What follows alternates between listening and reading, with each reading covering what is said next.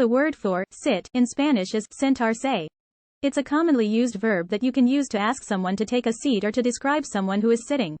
Sentarse is a regular AR verb, which means it follows a regular conjugation pattern.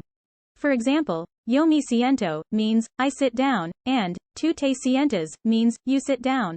It's a versatile verb that can be used in different contexts, whether you're talking about sitting at a table or taking a break on a bench.